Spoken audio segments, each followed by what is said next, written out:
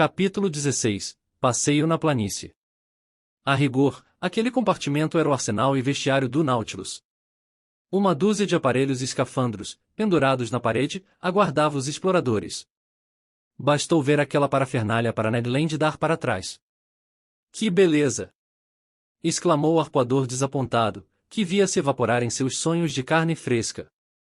E o senhor, professor Aronnax, vai se meter nessas roupas? É imprescindível, mestre Land. Faça como quiser, respondeu o arpoador, dando de ombros, mas eu, a menos que me obriguem, jamais entrarei numa coisa dessas. Ninguém irá obrigá-lo, mestre Ned, interveio o capitão Nemo. E conselho, arrisca-se? Indagou Ned. Seguirei o patrão aonde o patrão for, respondeu o conselho. A um chamado do capitão, 2 marujos vieram nos ajudar a vestir aqueles pesados trajes impermeáveis, feitos em borracha sem costura e preparados de maneira a suportar pressões consideráveis. Como se for uma armadura ao mesmo tempo maleável e resistente, compunha-se de 2 peças. A inferior terminava em calçados grossos, dotados de pesadas solas de chumbo.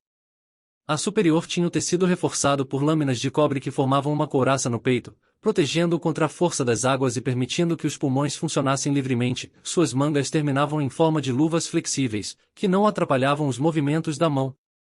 Como vemos, esses escafandros aperfeiçoados estavam longe dos trajes rudimentares, como as couraças de cortiça, as sobrevestes, as roupas submarinas, os cofres etc., inventados e apregoados no século XVIII. O capitão Nemo, um de seus companheiros, espécie de Hércules, que devia ter uma força prodigiosa, Conselho e eu logo nos vimos dentro dos escafandros. Embora não nos restasse alternativa senão enfiar nossa cabeça na calota metálica, antes de proceder a essa operação pedi autorização ao capitão Nemo para examinar os fuzis a nós destinados. Um dos homens do Nautilus mostrou-me um fuzil simples, que se destacava pelas dimensões da coronha, a qual, oca de aço, servia de reservatório para o ar comprimido, o qual uma válvula, disparada por um gatilho, fazia atravessar o cano de metal. Uma caixa de projéteis, embutida na colatra, continha cerca de 20 balas elétricas, as quais, por meio de uma mola, acomodavam-se automaticamente no cano do fuzil. Assim que um tiro era disparado, outro estava pronto para partir. Capitão Nemo, interpelei-o, vejo que é uma arma perfeita, fácil de manejar e estou ansioso para testá-la. Mas como chegaremos ao fundo do mar? Neste momento, professor, o Nautilus está pousado a 10 metros de profundidade, e só nos resta partir. Mas como sairemos? O senhor verá. O capitão Nemo introduziu a cabeça na calota esférica. Conselho e eu fizemos o mesmo, não sem ter ouvido o canadense nos desejar boa caçada irônico.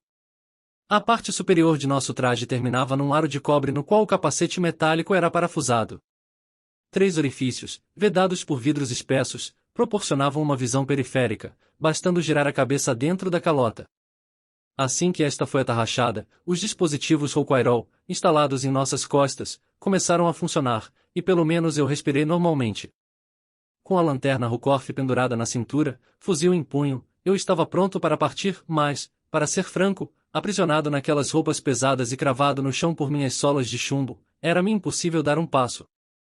Esse fato, porém, estava previsto, pois senti que me empurravam para um pequeno compartimento contíguo ao vestiário. Meus companheiros, igualmente rebocados, me seguiam. Uma porta, equipada com arremates de borracha, fechou-se atrás de nós e nos vimos envoltos em profunda escuridão. Após alguns minutos, ouvi um silvo agudo e fui percorrido por uma sensação de frio dos pés até o tórax. Evidentemente, do interior da embarcação, por meio de uma torneira, alguém havia liberado a entrada de água, que invadia e enchia toda a câmara. Abriu-se uma segunda porta, no flanco do Nautilus, e uma luz difusa nos iluminou. Um instante depois, nossos pés tocavam o fundo do mar. E agora, como retraçar as impressões que me deixou aquele passeio sob as águas? Onde encontrar palavras para descrever tais maravilhas? Quando o próprio pincel não dá conta das sutilezas do elemento líquido, como apenas seria capaz de reproduzi-las? O capitão Nemo encabeçava a marcha, seu companheiro nos seguia mais atrás. Conselho e eu permanecíamos próximos um do outro, como se um diálogo fosse possível através de nossas carapaças metálicas. Quanto a mim, já não sentia mais o peso das roupas, dos calçados, do reservatório de ar, nem tampouco da grossa calota onde minha cabeça chacoalhava como uma noz na casca. Mergulhados na água, todos esses objetos perdiam uma parte de seu peso igual à do líquido deslocado, e eu usava a meu favor essa lei da física percebida por Arquimedes. Eu deixará de ser uma massa inerte, passando a gozar de uma liberdade de movimentos bastante satisfatória. A luminosidade, que clareava o solo até 9 metros abaixo da superfície, surpreendeu-me pela intensidade. Os raios solares, atravessando com facilidade a manta aquosa, dissipavam sua coloração e eu enxergava nitidamente a uma distância de 100 metros. Para além dessa distância, os fundos desmanchavam-se em finas gradações ultramarinas, para depois adquirirem tons azuis na obscuridade e apagarem-se como sombras. Na verdade, a água que me cercava não passava de uma espécie de ar, mais densa que a atmosfera terrestre, porém quase igualmente diáfana. Acima de mim, pairava a linha serena do mar. Caminhávamos por uma areia fina, uniforme, não enrugada como a das praias que conservam a marca da arrebentação.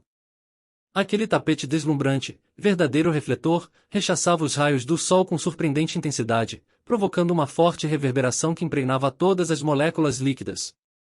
Acreditarão em mim se eu afirmar que, àquela profundidade de 10 metros, enxergava-se como se num dia claro? Avançamos durante 15 minutos pela areia luminosa, coberta por um tênue pó de conchinhas.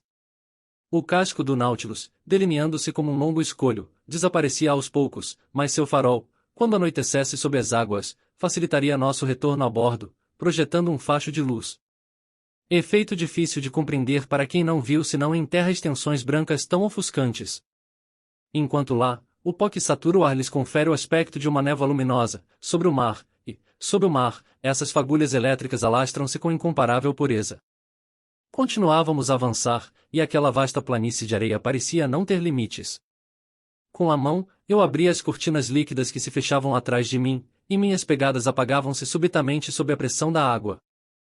De repente, algumas formas de objetos, apenas rabiscadas na distância, desenharam-se diante de meus olhos e reconheci magníficos primeiros planos de rochedos, atapetados por uma belíssima gama de zoófitos.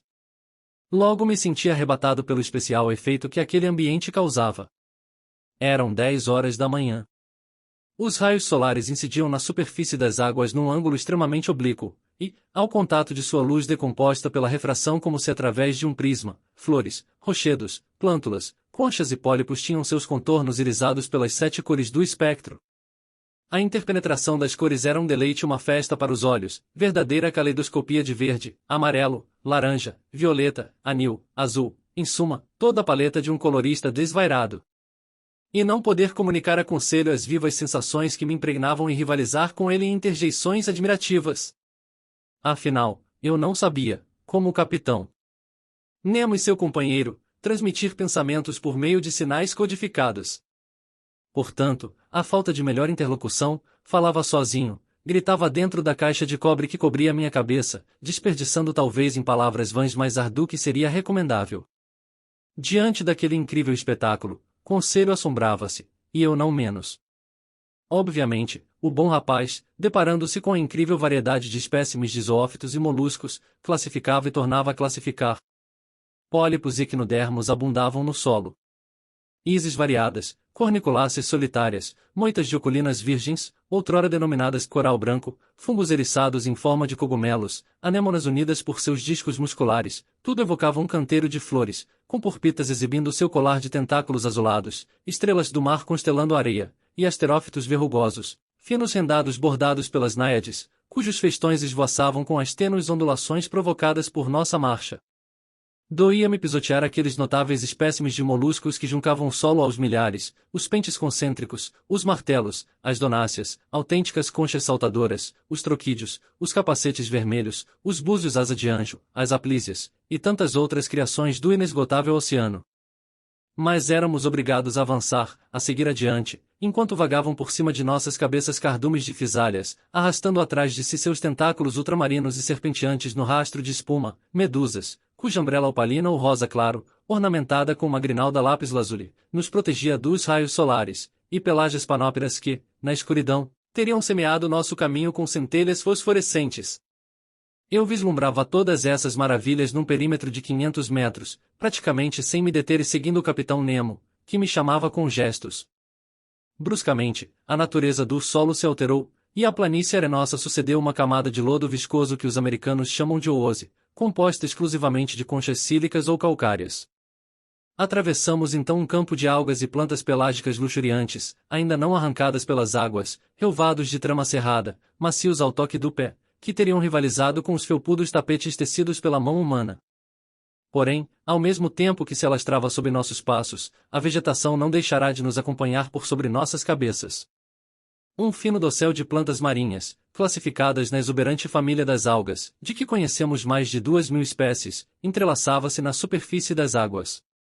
Entre elas, eu via flutuar compridas fitas de sargassos, alguns globulosos, outros tubulares, laurências, cladóstefas, com a folhagem finíssima, rodimênias espalmadas, lembrando leques de cacto. Observei que as plantas verdes mantinham-se mais próximas à superfície, enquanto as vermelhas ocupavam uma profundidade mediana, com as hidrófitas negras ou marrons encarregadas de formar os jardins e canteiros das camadas remotas do oceano. Essas algas são efetivamente um prodígio da criação, uma das maravilhas da flora universal, constituindo uma família que produz os menores e os maiores vegetais do globo. Pois, assim como se contam 40.000 dessas imperceptíveis plântulas num espaço de 5 milímetros quadrados, é possível colher sargassos com mais de 500 metros de comprimento. Fazia aproximadamente 1h30 que havíamos deixado o Nautilus. Pela perpendicularidade dos raios solares, que não se refratavam mais, calculei ser meio-dia. A magia das cores foi pouco a pouco desaparecendo, e os tons da esmeralda e da safira apagaram-se de nosso firmamento. Caminhávamos num passo regular, que ressoava no solo com uma intensidade espantosa. Os mais ínfimos ruídos propagavam-se a uma velocidade a qual o ouvido humano não está habituado em terra. Com efeito, a água é um veículo bem melhor para o som do que o ar, e nela este se propaga 4 vezes mais rápido. O solo começou a descer num pronunciado declive e a luz ganhou um tom uniforme. Embora já estivéssemos a 100 metros de profundidade, sofrendo portanto uma pressão de 10 atmosferas, meu escafandro estabilizara-se e eu nada sentia, salvo um certo incômodo nas articulações dos dedos, e mesmo esse mal-estar não tardou a desaparecer.